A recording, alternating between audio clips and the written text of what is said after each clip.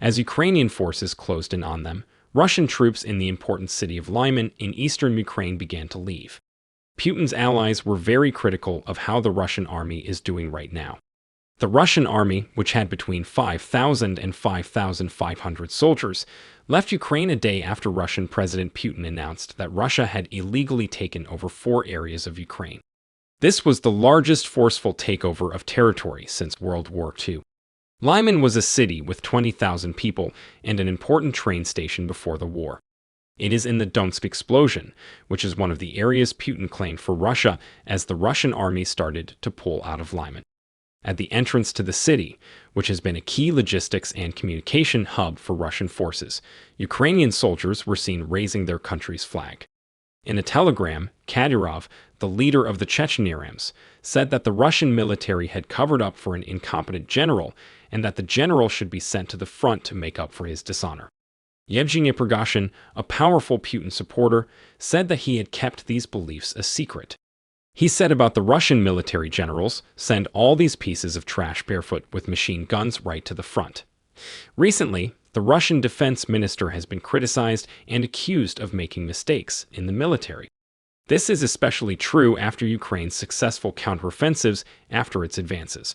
Putin made the conflict worse by sending in more troops, which led to criticism and even protests in Russia. According to the Ukrainian military's general staff, Russian forces recently attacked military and civilian targets with missiles and artillery, and they are still attacking Ukrainian-held territory in the east and south, including infrastructure and housing for civilians. In dozens of villages, Iranian troops attacked complexes of Russian weapons and stores of military supplies. The Iskander and C-300 rockets hit a power plant and many microwave homes in Odessa. The smoke coming from the airfield's Belbek came from the plane that missed the landing strip and caught fire in the air above the occupied area near Sevastopol, Crimea. The governor said that social media was full of amazing pictures of black smoke. Putin also seems to be in a dangerous situation with important international allies like China and India. To tell the UN Security Council that Putin's invasion of Ukraine was wrong, both countries are not taking part in the vote. Putin agreed with a plan to take over the border with Ukraine and ordered Russia's first mobilization since World War II. He wanted the West to know that he was serious when he said he would use nuclear weapons to defend Russia. Putin approved a plan to take over part of Ukraine, called for 300,000 reservists, and raised the threat of nuclear war. This was the biggest step up in the crisis since Moscow invaded Ukraine. She said that if our country's territory is in danger, we will use all the tools we have to protect Russia and its people. It's also not a bluff. I'm glad you brought up the fact that NATO is getting bigger near Russia's borders. He said that the West was trying to get rid of his government by talking about how nuclear weapons could be used against Moscow. He also said that the US, the EU, and Britain were helping Ukraine do military operations inside Russia with the help of Ukraine. He said that the West had gone too far with its aggressive actions against Russia. This is not a bluff, and those who try to use nuclear weapons as a form of blackmail should know that the weather vane could turn and point in their direction. This happened after Russia lost a key battle in eastern Ukraine.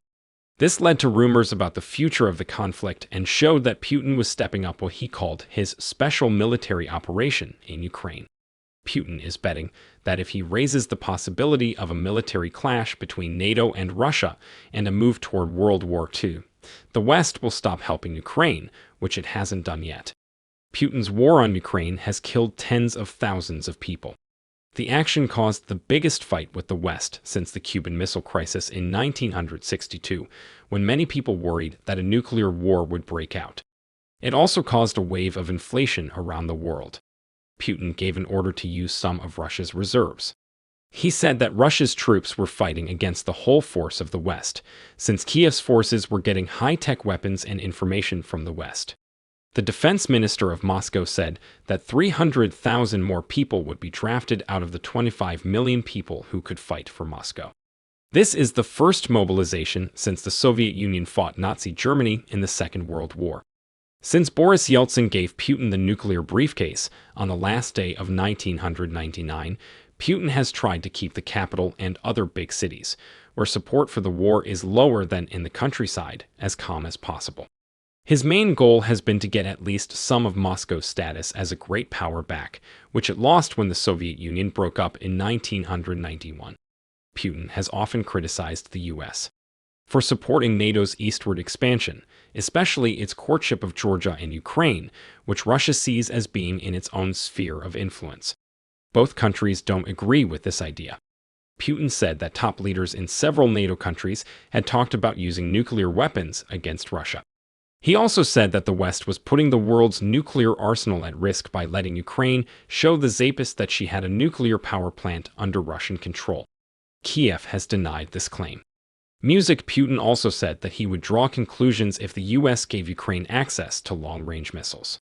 He'd also said that he would focus on targets he hadn't attacked before.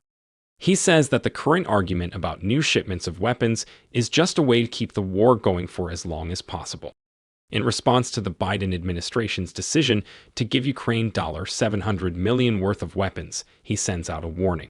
The multiple launch rocket systems can hit targets 300 kilometers away and may fire many of the same types of rockets as the high-mobility artillery rocket systems.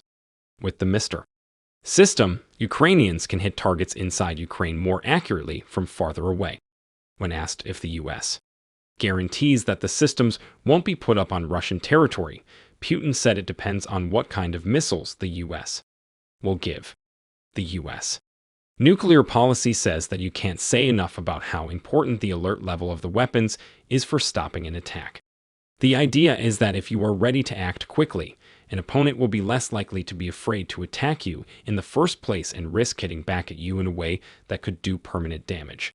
One counterargument is that keeping ICBMs on high alert during a crisis makes it harder for the president to make decisions and puts them at risk of being launched in response to a false alarm.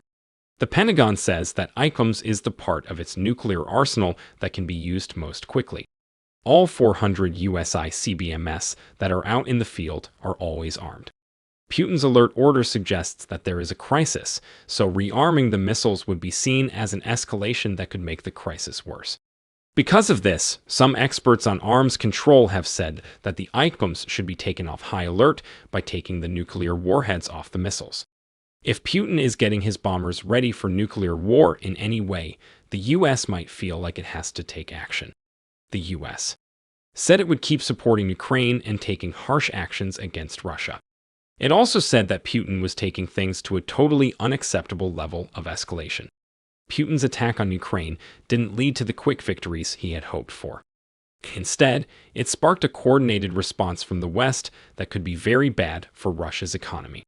The EU also announced new, harsh sanctions against Moscow. Putin made it clear that he was willing to step up his campaign against Ukraine if he didn't win a military victory right away. He also took the unusual step of putting Russia's nuclear arsenal on full display in an effort to stop Western support for Ukraine, but that support grew.